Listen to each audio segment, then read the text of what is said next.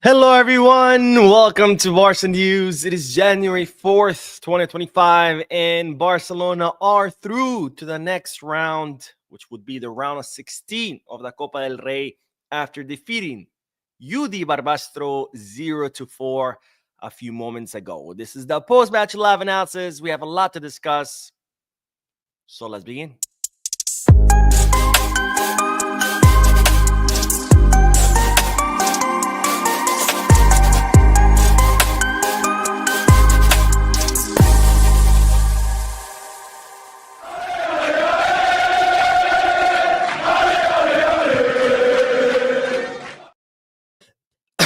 Ooh, right when I was about to say hello. All right, here we go. Hello, everyone. Welcome to the channel. My name is Mo, and this is the post-match live analysis where we analyze Barcelona matches as soon as they end, and where I also get to interact with you lovely people in the chat section by reading your comments, answering your questions, and getting the discussion going.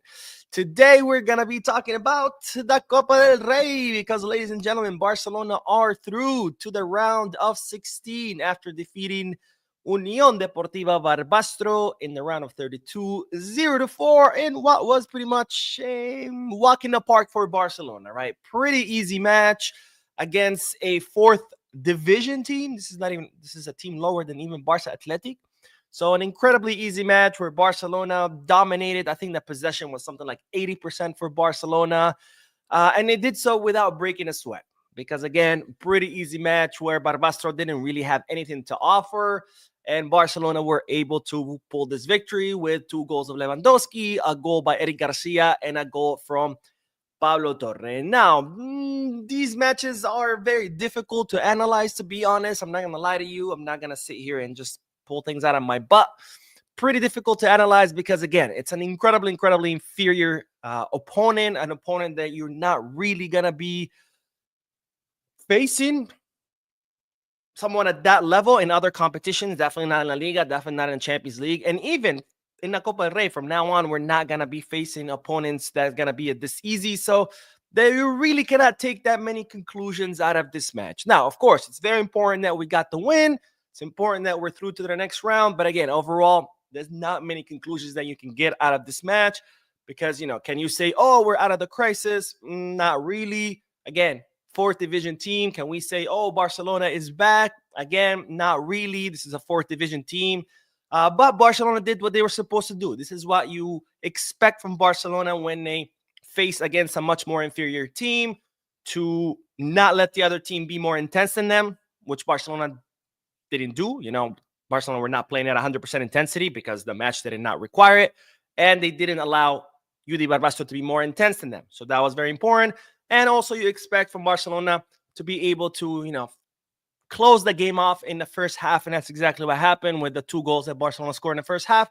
The match was pretty much over. So Barcelona did its job, did what you expect of them. Important victory. We're through to the next round. But again, not many conclusions as far as whether Barcelona, are out of the crisis or are out of the hole that they had dug for themselves during the second half of the first half of the season. So I guess the second quarter of the season. But this match is still pretty important in other aspects. It's important because these kind of matches allow you to give minutes to someone like Araujo, who has been out the whole season, who hasn't played since last season. I liked what I saw from Araujo. He looked very strong. He looked healthy. And, matches like these, very important. So he can start getting minutes. He can start getting back into competitive rhythm and slowly, get back to what he was before the injury. So important in that aspect.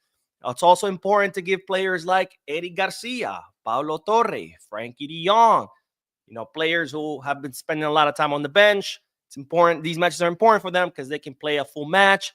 Again, stay or get into competitive rhythm, get more confidence, find their form, and then they can be ready when Flick wants to call up on them in La Liga or in the Champions League. Also, important match for players like Tony Fernandez, who got his debut. Only 10 minutes. I wish I would have seen more, but I really liked what I saw. You could see the flashes of brilliance, the way he positions himself, the way he turns, the way he gets the ball, the way he runs forward.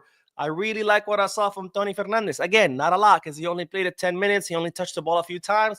But those few minutes that he did, I really liked what I saw. Also, important match overall for the team to get confidence, for the team, to feel like they can get back to what they were at the beginning of the season. So important that aspect, and important for someone like Robert Lewandowski, right? Who towards the end of the first half of the season wasn't really finding the back of the net. Today, 2 goals.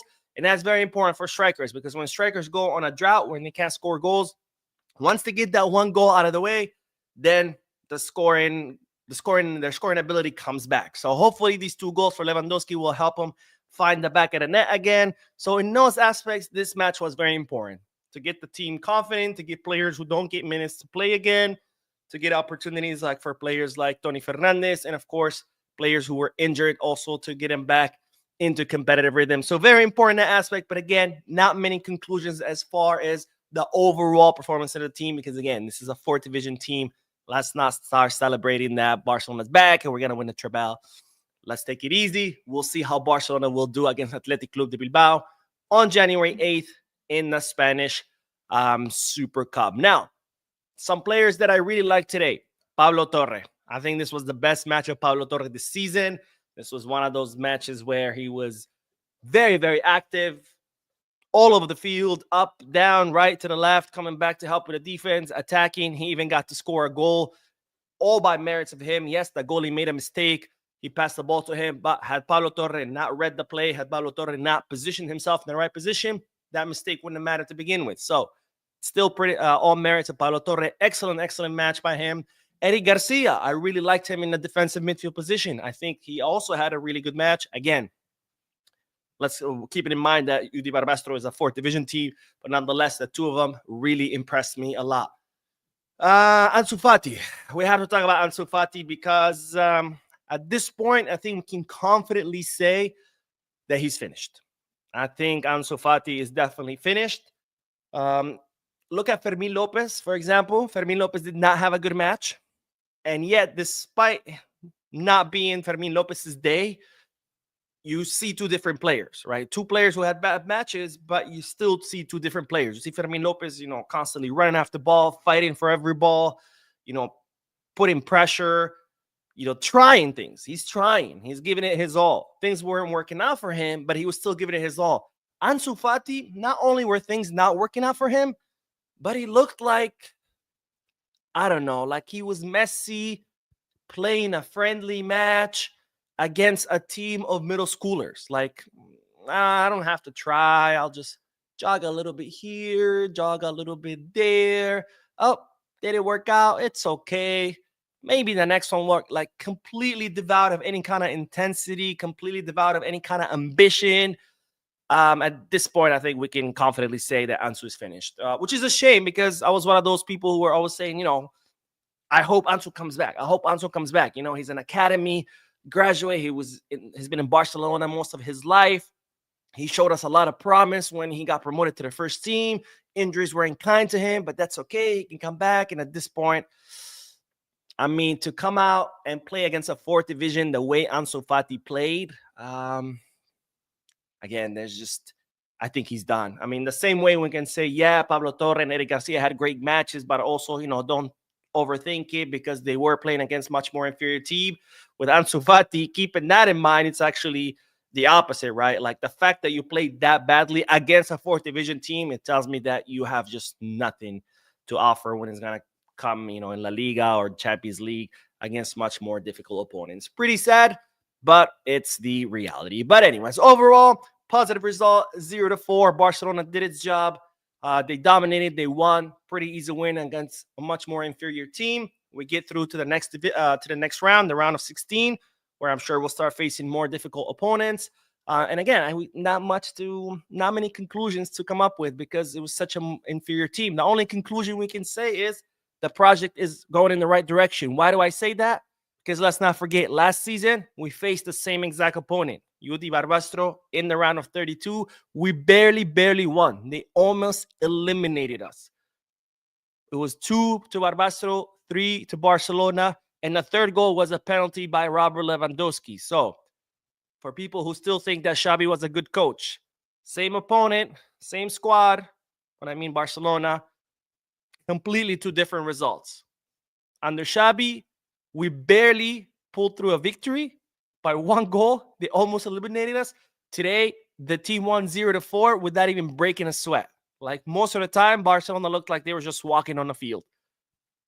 If you want to tell me that Xabi was also a good coach and Flick is no improvement, there's the proof for you. Anyways, so let's do the comment section. Because again, not much to say about this match. I do want to hear you guys' opinions. So let's see what everybody is saying. Kilbin Matt says, did you see how Pedri was as attacking midfielder? It's not his best position because he has a poor finish and he is not attacking minded enough. He doesn't have that instinct. I didn't think Pedri did poorly in that position. He was, in fact, during the first half, he was one of the most active players. He was spearheading the attack. He was constantly pushing forward, trying passes, trying crosses. I don't know. I don't have any complaints about Pedri playing in that position during the first half. Ramesh says, what happened with Rafinha today? He was rested, and it was the right decision. I mean, Rafinha is one of the players who has accumulated more minutes. He's a player who sprints every single second of the match. So he needs rest, and you don't need, someone like Rafinha against UD Barbastro. Lewandowski would have probably gotten rested too had Pau Victor not been deregistered, right? So Flick decided to rest him. It's the right decision because, again, you don't need your whole artillery against a 4th division team. And as you can see, it worked, right? 0-4 without even breaking a sweat. Triple X says, I'm sorry for Ansu. We gave him all the chance, but we need to sell him along with other mediocre players and make way for possible signings this summer. Yeah, unfortunately, I think Ansu's done. I think he needs to go somewhere else. Not only for the sake of Barcelona, but for the sake of the player too. I think he just needs a fresh start. I think everything that he's gone through Barcelona, with all the hype and promise when he came out of the academy, the injuries, the surgeries, the heartache, the several failed loans. And I think he just needs a fresh start. He needs to go to another club, maybe a mid-table team, maybe a bottom-of-the-table team, somewhere where there's not that pressure of a team like FC Barcelona, where he can, play without pressure, start enjoying football, because he looks like he's not even enjoying himself when he's on the field. It looks like a chore almost. So he just needs to go somewhere else where there's no pressure, no expectations, so he can once again find the love of the sport, once again find his form, rediscover himself. Is he going to be as good as before the injury? Probably not, but I think he could be better than what he is right now. And he's just not going to find his form at Barcelona, especially because his form it's a vicious cycle, right? His form is so bad, he's not going to get any minutes to play with the first team. And without those minutes, he cannot improve his form. But because his form is not good enough, he can't get minutes. So it's just like a catch 2020. So it's better to just go somewhere else where there's no expectation, no pressure. Let him get the minutes that he needs and just find himself and get a fresh start. And Chris, who's a new member, thank you, my friend. But Chris says Pedri was okay. Some good passes to Lewa that he failed to convert. Pablo did well on his set pieces. Yeah, I really liked what Pablo Torre did on the set pieces. Really excellent match by Pablo Torre. For me, the best, the MVP of the match, no doubt. Which, of course, tells me that maybe Pablo Torre should start getting more minutes for the first team. Again, this doesn't mean, he should be a starter. I saw some people talking on social media, on Twitter, like, this shows that Pablo Torre should be a starter. No, because again, yes, he did great, but it's a 4th division team. It doesn't mean all of a sudden he's going to play the same thing against 1st division teams. But it definitely sends a message to Flick, hey, let's give him more opportunities. And then in those opportunities, if he can do the same thing against bigger, stronger opponents that he was doing against Barbastro, then we can start talking about more minutes and eventually a starting position. Siabonga says, hey, Mo, it's DSK from South Africa. I'm so sad I couldn't see the game because it wasn't televised in South Africa. Best luck for 2025 and keep up the good work. You didn't miss much. Again, it was a pretty easy match. It was walk in the park for Barcelona. I guess if you watch the highlights of the goals, that should be enough. Gomez Yanni says, Mo, how much volume should we put to make Hansi Flick really hear and see that Pablo Torre deserves minutes? I'm sure Hansi Flick knows that Pablo Torre deserves minutes, but does Pablo Torre deserve more minutes than Casado? Does Pablo Torre deserve more minutes than Pedri? does Pablo Torre deserve more minutes than Dani Olmo? I mean, now, yes, because not yes deserves, but obviously he's the register. The answer is no. So that's the problem, right? You could be talented, you could be skilled, you can have a lot to offer, but if there's better players ahead of you, it sucks, but it's the reality. And right now, Pablo Torre is not better than any of our starters. Maybe he could start playing in the place of Olmo now that Olmo's gonna be, um, deregistered. God knows for how long. But I think Pablo Torre can start playing in that position because I think today he was definitely way ahead of Fermin Lopez, and so I think we can see him ahead of Fermin Lopez in that position. But that's what it is when you play elite football for the best clubs in the world. You could be really, really, really good, but you can find yourself in a position where there are players better than you. That doesn't mean you suck. It just means that there's someone a little bit better than you. And unfortunately for you, it just means you're not going to get minutes. Joel says, this is the first time I'm catching you live and watching live inside Tripoli. Wow, from Tripoli. I think you're the first person ever to comment from Tripoli. So thank you, my friend, for your comment and for watching the live. And let's see what else. RB says, I wish Balde learned from Pablo how to send the crosses. Again, we're talking about a fourth division team. Let's chill with the conclusions. Daniel says, no, thank you very much. Have a new year's week. I just think it's a fashion winner, or we know. I don't think you're talking to me. Looks like you're responding to someone. I'm not sure. But Eli says, definitely inferior competition for sure. But Kunde's performance as our fullback has been so mid and worrisome to me. He's not very composed on ball and gets burnt quite often. No complaints today for me against Kunde. I had plenty of complaints about Kunde in the last 5-6 matches in La Liga. Not today. Again, today is just very, very difficult to judge the team, to judge the players, because it's just such an inferior team. It was it was a one-sided match the whole way through. Like UD Barbastro didn't do anything. Szczesny debuted, which I almost forgot to mention even his name. And I mean, the guy could have been in the stands. Szczesny could have been in the stands. And I don't think anything would have changed because it was just so bad. Colin says, I think the team has still a problem with converting chances, Mo. We need to be more clinical. Yes, we won, but I believe we need to create and convert more chances, especially against a fourth division team. I don't know. I think 4 goals is a pretty good conversion rate. I don't think it's a conversion problem. I know a lot of people keep bringing it up when we lost against, Leganés and things like that. But I don't think it's a conversion problem. I think in those matches, it was a intensity problem, a performance problem. The team dropped intensity, they dropped their form, and that's why they couldn't convert. After all, Barcelona is still the highest scoring team in La Liga and the highest scoring team in the Champions League. So it's hard to really argue that Barcelona have conversion problem if they're the team who are converting the most. How do you have a problem when you're the one doing it the best? It's like if you have the fastest car, how is it? If you're winning every race, do you really have a problem with your car? But you have the fastest car. Your car is the best. So is it really? It's just hard for me to console those two ideas together. Alistair says, since Flick has arrived, I'm very content with what I'm seeing on the field. There's a room for improvement, but what I'm seeing makes me feel optimistic. Amen, my friend. Of course, there's room for improvement. Flick's just arrived. It's a new project. It's going to take some time for the project to, reach its best form. But yes, I mean, very, very optimistic. Warrior says, Mo, great work, man. I always look forward to hearing the news from you first, then the other Barcelona podcasters after. Keep it up, bro. Pablo Torre needs to start some more games. He's really impressed me. Thank you, my friend. Yes, very good match by Pablo Torre. I think this is a clear signal that he could potentially be Dani Olmo's replacement while we figure out Dani Olmo's registration, which, don't forget, I will be doing a news video later today about the whole Dani Olmo debacle, because guess what? There's more news. Yes, there is. All right, let's see. Eli says, love getting to see more academy players, though. Yes, great point, by the way. I was going to mention that, and I almost forgot. At one point, I think we had 7 or 8 academy players on the field, and that was really cool to see. And I think we can confidently say that Barcelona have the best academy in the world, like undoubtedly. I mean, there was Pau Cubarsí, Eddie Garcia, Tony Fernandez, Gabi.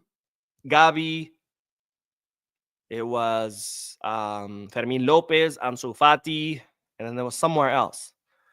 I'm missing somebody. Oh, Gerard Martin. There's literally 7 players of the academy on the field.